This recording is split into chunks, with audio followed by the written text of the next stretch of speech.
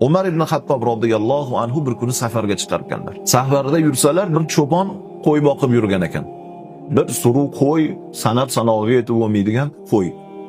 Hazrat Umar sekin keptilarda aytibdilar: "Biz musofirmiz, bu yerlik emasmiz, hech kim tanimaydi.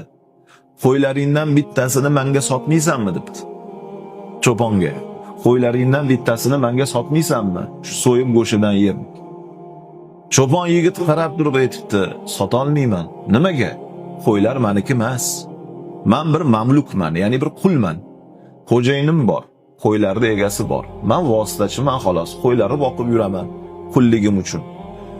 Debdilar Hazrat Umar: "Xo'jayining qayerda? Sen qiziqchi ekansan u. Xo'jayining qayerda-yu, biz qayerda? Qo'ylar qayerda? Bir ko'radigan yo'q, boshqa yo'q.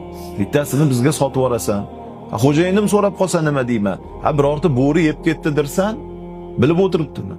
Biror joyda yiqilib o'lib qoldi dersan, ko'rib turibdimi desa, haligi cho'pon yigit Hazrat Umar yuzlariga mundoq qarab turib aytgan ekan: "Mayli, xo'jayinni tushuntirib aytaman, lekin Allohchi" degan ekan.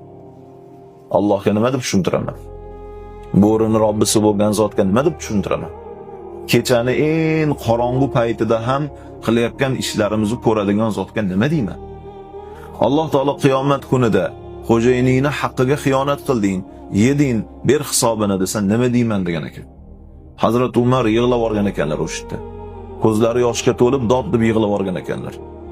Allohchi degan kalimani o'zida shakllantirgan odam dunyodagi barcha ilmni o'zida shakllantiribdi degan ekan. Ehtimol ba'zi oyatlarda, hadislarda, shariatda, fiqhda hech narsani bilmasmiz. Oddiy namozimizni o'qib yurgan odamdirmiz.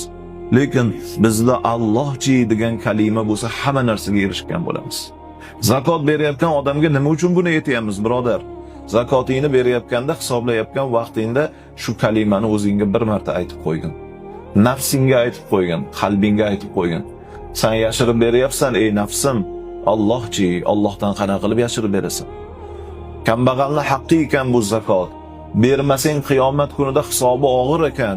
Ey nafsim, Allohdan qo'rqin, zakotingni to'liq ado qilgin deb qo'yaylik.